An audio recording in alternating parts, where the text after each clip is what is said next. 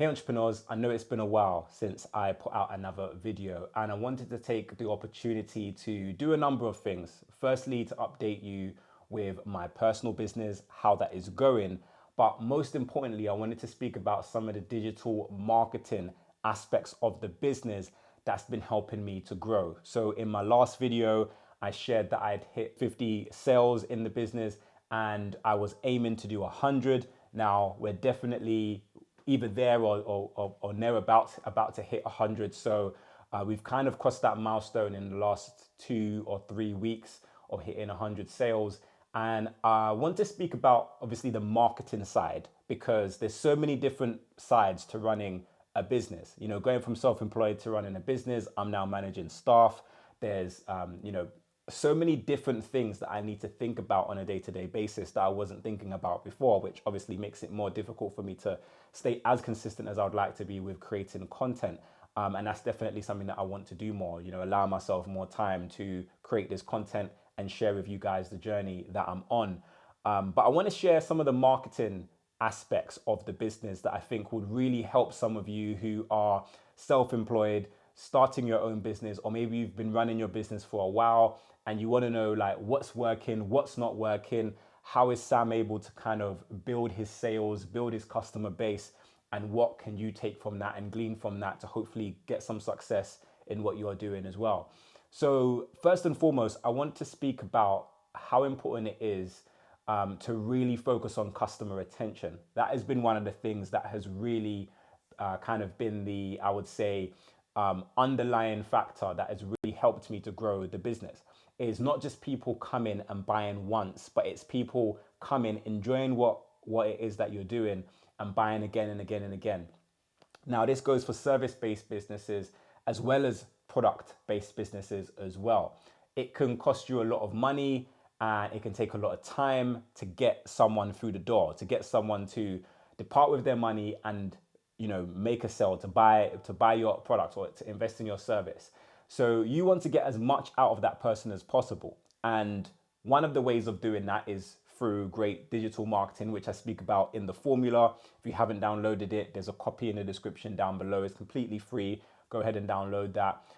So, you know, I speak about email marketing, and when someone makes a purchase is ensuring that their details get put onto your CRM system or your email marketing software like Aweber, for example. And if you're not doing email marketing, and you're not following up with people who buy from you, then you're making such a huge mistake in your business. It's a fundamental error that you're making in your business because you need to be following up with the people who make a purchase from you. These are going to be your best customers. This is where you're going to make the majority of your money because, you know, like I mentioned, it costs a lot of money and it costs a lot of time getting new people through the door, people who haven't purchased from you before. It's gonna cost you something to get them through the door. Once they're through the door, they're your customers. And if you can keep as many of them as possible buying from you again and doing business with you again, then that is where a lot of the profit is going to come in. That's where you're going to build your business. So like I said, focusing on email marketing. So platforms like Aweber, platforms like MailChimp, platforms like Constant Contact, whatever it is you're using, this is going to be essentially the backbone of your marketing to get people coming back and doing business with you again. It's not about how many new sales you can make. It's about how many customers you can keep and how many of those people buy from you again and again and again. So some of the biggest businesses of our time operate like this. You know, when you think about Amazon, people buy from Amazon again and again and again. It's because Amazon have done great marketing. But, you know, if you check your email inbox, you will see Amazon in there, you know, promoting products. You will see, you know, some of the other big companies of our time, like Uber, will be in there, you know, because they don't rely on us doing business one time. They rely on us doing business again and again and again. And so it's not just about email marketing or text message marketing or, you know, remarketing, doing advertisements on, you know, Meta or, you know, Google retargeting or whatever it is you're doing. That is great. That's fantastic. And you should be doing that. But also the biggest way to get people to come back is to actually provide a great quality product or a great quality service. So the better you can make your product, the better you can make your service, the more likely people are to want to come back. And this is something that I'm really trying to get right in my business, because the better experience that people have with your product or with your service, the more likely they are to want to do business with you again and to come back. Even without you sending an email or a follow up, they will go into a website and book again because they had a great experience. Now, every business is different. So if you're selling clothes, for example, people might not necessarily buy every single month. You might have customers who want, fresh products from you every single month, but you'll get people who buy, 3 or 4 times a year. And that consistent customer base is what keeps the business going and ticking. And after a while, that will compound. So those 3 to 4 purchases they make a year, if you have 1,000 or 2,000 of those customers who are buying 3 to 4 times a year, then that's a customer base now, and the business kind of takes legs of its own after a while. So it's really important for you to focus on, not just how do I make sales, but what things can you do within your business to ensure that people come back. So it could be having a product range rather than just selling one product. Are there other things you can add? Or rather than just doing one service, are there other things you can add to your service to entice people to want to come back again? Can you make sure that you give your customers a quality experience, a quality product? The product doesn't just fall apart once they get it, but it's high quality so that they actually want to do business with you again. So those are all really important things. And customer service as well, like constantly trying to prove your customer service, the experience that they have on your website, make it seamless, make it easy for them to buy and to book. Make your website URL something really memorable so that they can, remember it. They can remember your brand. They can quickly search for you, quickly go to your website. If your website is something really complicated, some crazy name or something like that, your customers might buy from you and think, wait, what's that company I bought from again? Like, what's the name? And if they don't remember the name, then they're unlikely to go back and, do business with you again because they can't remember. So all of these simple kinds of things really help when it comes to your marketing. So secondly, I want to speak about traffic, because obviously you need to be driving traffic to your website, to your assets online, in order for you to be generating an income, for you to be generating sales. So when it comes to like driving traffic, I recommend like really thinking about who your target audience is. Who is it that's really going to use your product or invest in your service regularly? So remember, we need to focus most of our marketing energy, effort, money, time into people who we feel will regularly come to our website and do business with us again and again and again. So we will get people who come to our website and purchase on a one-off, and maybe they come once every other year or however often it might be. But those people are going to be, people who don't bring in as much money as the people who do business with us again and again and again.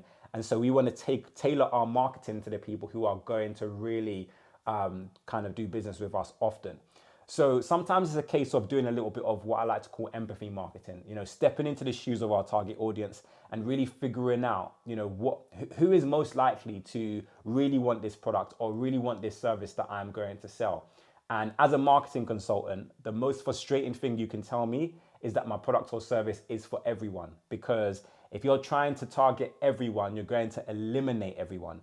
That doesn't mean that everyone can't benefit from what it is you're selling, but it does mean for your marketing, you need to focus on one demographic. So let's say, for example, you are a fashion brand and you sell fashionable clothes on your website. The people who buy from you often are going to be people who are fashion conscious, people who are really into their fashion. And those are the people who are probably going to buy from you maybe once a quarter, or maybe even more than that, because they want the new fashionable clothes that you're selling on your website. So when you're designing your marketing, you want to design it and target it towards people who are really fashion conscious. And so that when they buy from you this month, they will also likely to want to buy from you next month when you have a new collection of clothes available for them to purchase. If I, for example, just see a jacket on your website and it's really fashionable, it's really nice, but I don't buy fashionable clothes often, this is just a one-off purchase for me. Yeah, great. I might come to your website and buy that coat. And I might come back in 2 or 3 years and buy another coat or a pair of shoes or whatever it might be. But I'm not your ideal target if, buying fashionable items often isn't something that I do. So, for someone who is a fashion brand, then you want to make sure you are targeting people who are purchasing those kinds of products often, so you can build that customer base. And that customer base is what's going to keep you in business, is going to keep you profitable. It's going to mean that people come back. And if you deliver your product at a high level and you're doing your remarketing, you're doing your email marketing, your retargeting, and all those kinds of things that I speak about in the formula and also on this YouTube channel, then you will be able to retain people and build a profitable business. Now, there are a couple of metrics that you want to kind of think about when building your own business that are really important, because obviously it's all about numbers. If you get your numbers right and you're in profit, then you stay in business for longer. And one of those metrics that I wanted to speak about is customer acquisition cost.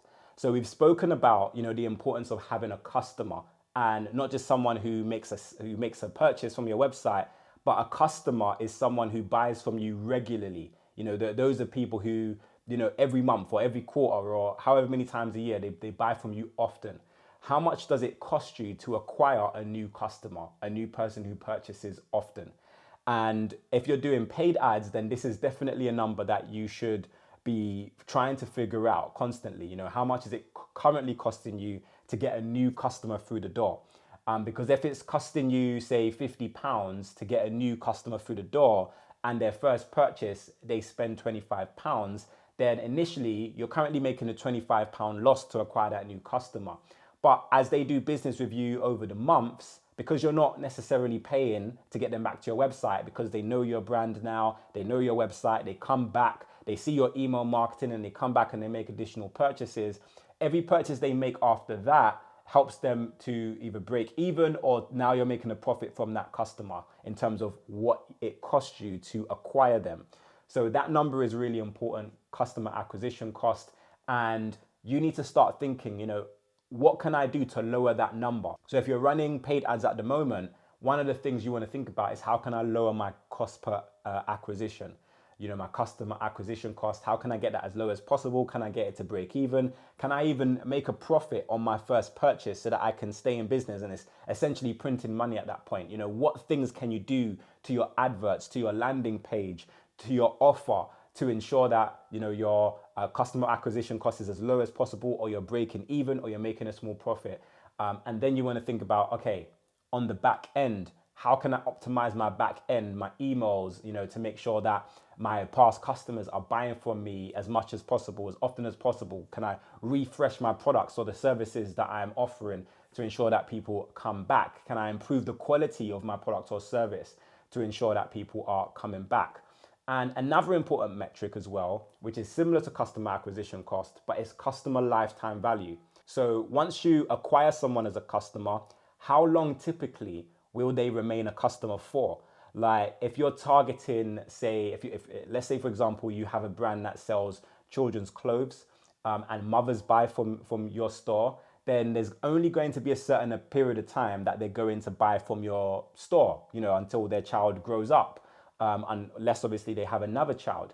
But that is going to decrease the lifetime value of that customer. So it might only be 3 to 4 years if you sell clothes that range from 0 to 4, for example. So you would know that the lifetime value of a customer, the maximum would potentially be around about 4 years on average for the average parent who buys from your website, who doesn't have a second or third child, for example. So these are two metrics that you really want to keep in mind. If you can keep on top of those numbers, especially when you're doing paid ads, then that will help you to understand how your business is growing, where you need to optimize, and things you need to improve.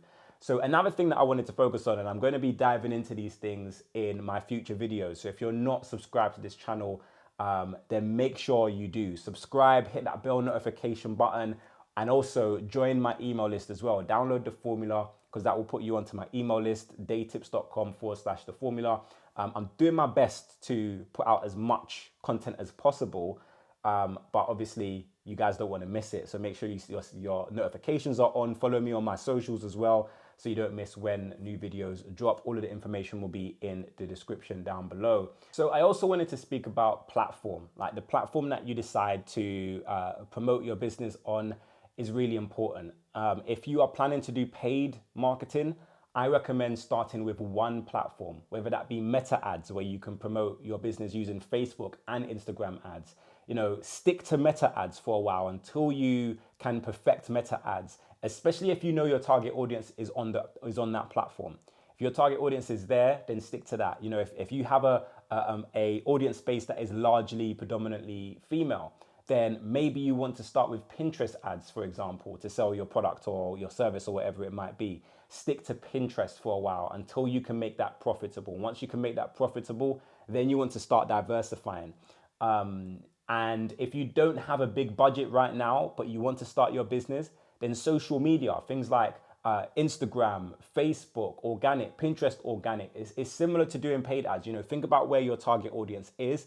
Rather than running ads there, do some social media content, like create content that will bring value to your audience. What questions do your target audience have? Can you answer them in the form of content? And your target audience will start to kind of congregate where you are producing content. So I am going to be putting out more videos on, say, paid ads for your business and how to run paid ads effectively to acquire new customers profitably, or at least at the break even. And also how to get new customers organically without having to pay, doing things like search engine optimization, which I have loads of videos about here on this YouTube channel, and loads of courses, both on LinkedIn Learning and some on my website as well. But, I would say if you do have a budget, definitely start thinking about running paid ads for your business. And if you're running paid ads in the way that I teach, and you have your test monthly budget, you're doing your split testing like I speak about in some of my other YouTube videos, then it won't be costing you money. It will be helping you to grow and build your business. So don't be afraid of it. If you need help with it, there's so many resources that you can use on this YouTube channel. But thank you guys for watching this video. Hopefully you found it helpful. If you have any specific questions about growing your business, or maybe you're self-employed and you want some advice in terms of how to get new customers, how to build that business, then leave those questions in the comment section down below so I know what issues you are having and I know what to focus my next couple of videos on. If you haven't already, make sure you subscribe to this channel, click that bell notification button. But until next time, guys, have a great day, go out there, build your business, and I look forward to seeing you soon.